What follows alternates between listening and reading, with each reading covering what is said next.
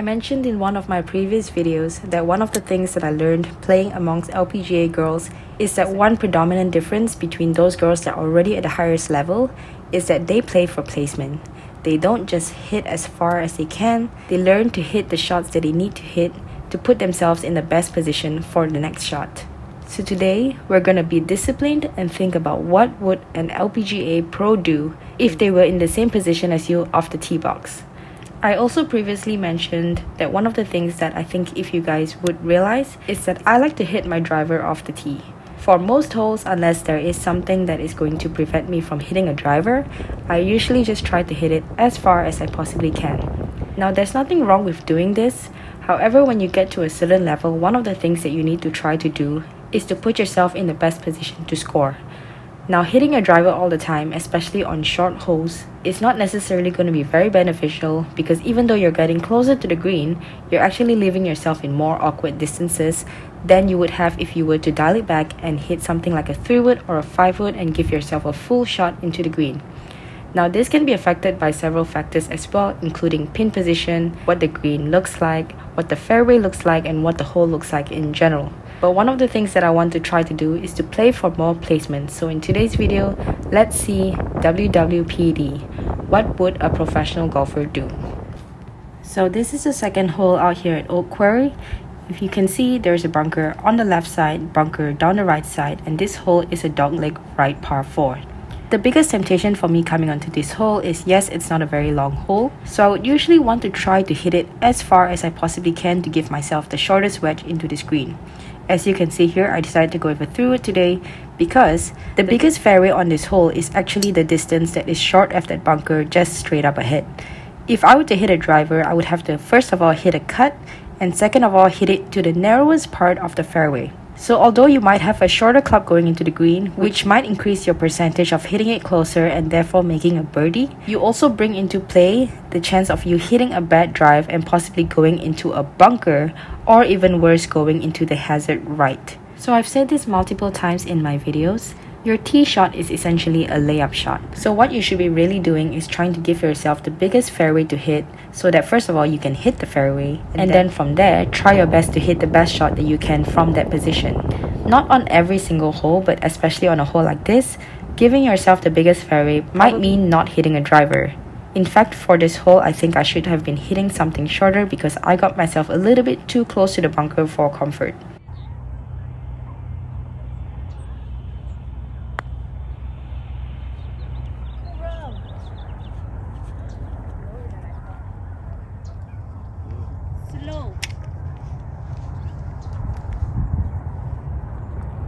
So another thing that I mentioned before that I'm going to start working on more is my wedges. So what I mean by this is I feel like I'm a generally good wedge player. However, I don't feel like I have one predominant wedge that I am the most confident with. So one of the reasons why I think the girls on the LPGA Tour are very confident with hitting something shorter, especially on short holes, is because they want to hit it to a specific distance. For me, I generally am fine with hitting it anywhere between 70 to 100 yards because those are the distances of almost a full wedge or something that I'm comfortable hitting a wedge with. So even though it's good to be all-rounded and be able to hit all my wedges well, I think what I'm going to work on is to have one predominant distance that I'm going to try to hit it to.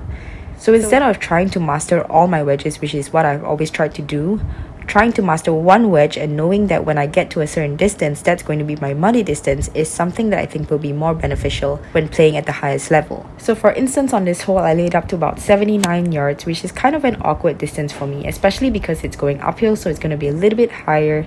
It would have been even more beneficial for me to just lay it up a little bit shorter, be on a flatter area, and be able to hit a full 52-degree wedge. So little things like this are going to help me not only hit it closer to the pin, but give myself a better chance to make birdies.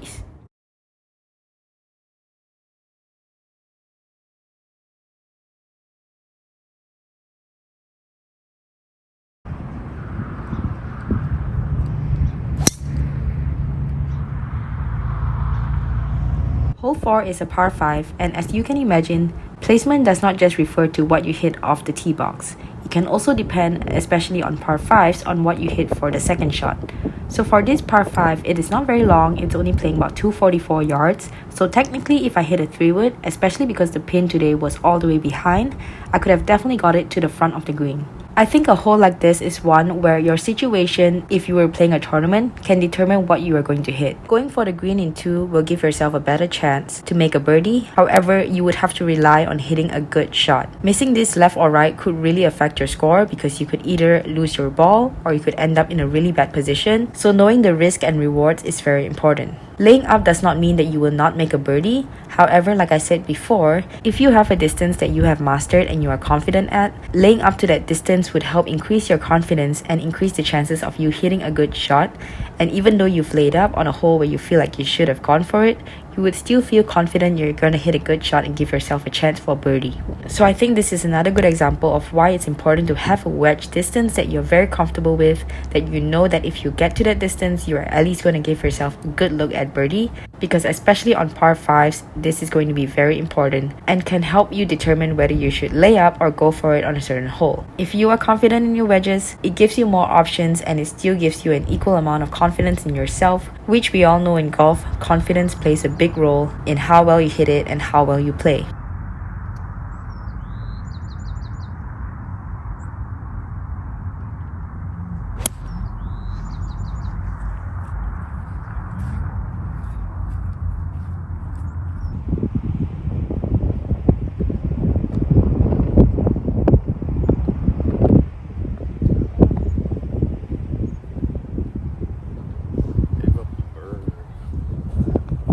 I think an important thing to understand is everybody's game is different and everyone is going to see a hole differently and play it differently. So even though the whole idea of this video is to kind of play a hole and think about what an LPGA pro playing at the highest level would do if they were in your situation, I think what's important to take away is the reason why the LPGA pros are so good is because they know their game very well. So thinking about placement in terms of what they would do is important, because especially if you're an amateur golfer, chances are you practice probably 80% less than a professional golfer does. However, I think that amateur golfers take 100% more aggressive lines and just never really play to lay up, which I know is a joke that we all say we don't come here to lay up. However, I think that in many situations, a golfer needs to learn that playing to their best ability is reducing mistakes and hitting to the biggest fairways, hitting to the biggest parts of the greens. Hitting fairways and greens are going to substantially lower your scores. And hitting fairways and greens doesn't always mean taking the most aggressive line and trying to do something crazy. Most of the times it means dialing your ego in, hitting the widest part of the fairway, giving yourself the best chance to hit from a flat lie from the fairway to approach the green, and then trying your best to make the putt.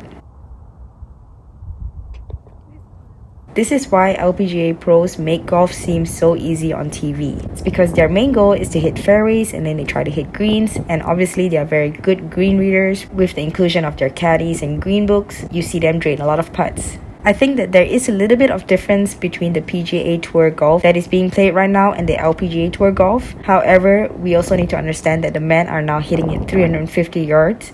So I think eventually the ladies might start gaining a lot of distance and also trying to play the way the men are doing and just going for greens and stuff like that. However, I think the golf that the LPGA Tour is playing right now is the golf that most amateur men or women should aspire to play, and not the golf that the PGA Tour is playing, because not everybody can hit it 350 yards. But everybody can plan their way around a golf course and make the most out of every single hole. This is obviously in no way looking down on the LPGA Tour, because think about how amazing it is to play 20 under when you only hit it 250 yards versus playing 20 under when you hit it 350 yards. Obviously, the length of the golf courses are different as well, but relatively, I still feel like this is the difference between men playing on professional tours and women playing on professional tours, because men are approaching the greens with shorter clubs and women are still approaching the green with longer clubs. So still being able to play 20 under, hitting a 5-iron into the green, to me is much more impressive than hitting wedges all day into the green and shooting 20 under. Both are equally impressive but in different ways, and I think that the LPGA Tour is just a much better representation of golf that is actually plausible versus what people like Bryson DeChambeau are doing, because as I said before, not everybody is going to be able to hit it 350 yards. There is another observation that I made, but I feel like this could be different for amateurs depending on your level and also for professionals. What I'm talking about is choosing what to hit off the tee based on your confidence level versus your comfort level and based on placement. So to break this down a little bit, I think in general, girls on the LPGA Tour or players on the PGA Tour for the matter have generally learned how to play feeling uncomfortable. You're not going to be comfortable every single week on tour. However, you need to kind of learn to play with it because that is your profession. So I think that even though a shot might not seem 100% comfortable for a professional, it might still be the right choice for us to hit that shot even though we are not 100% comfortable with it, because we know that even though we are not comfortable, it is the best shot for that specific hole. In my opinion, and this can be affected by the level of your play, so if you are 0 to 5 handicap versus if you are 30 handicap, this is obviously going to make a difference. But as an amateur, I feel like comfort is more important. So if you are not comfortable hitting a driver off the tee, but you are more comfortable hitting something like a 5-wood, I feel like it would be better for you to hit a 5-wood off that tee, even though you're going to have a longer approach shot into the green. Because one of the biggest things that I think amateurs need to work on is reducing errors, and one of the best ways to do that is to put yourself in comfortable positions. When you leave yourself in uncomfortable positions, your body generally tries to compensate for that uncomfortable feeling and tries to do weird things, and that is when you tend to hit weird or bad shots. These weird or bad shots can substantially increase your scoring because it might lead to a double bogey or even triple bogey. As a professional golfer, we're not always going to be put in comfortable positions. However, if we feel like that uncomfortable shot is still a shot that we can pull off based on things that we have worked on, such as breathing techniques, mental game strength, and things like that, I feel like most professionals would still hit the shot that is required for the hole even if they don't feel comfortable with it 100%. So this is my opinion on this method of comfort versus placement on a certain hole, especially for a tee shot or even for the approach shot into the green. What do you think that comfort is more important, or do you think that it varies based on your level of play like I think? Comment down below because I would love to have a discussion about this and I would love to hear what you guys think. I hope you guys found this video interesting.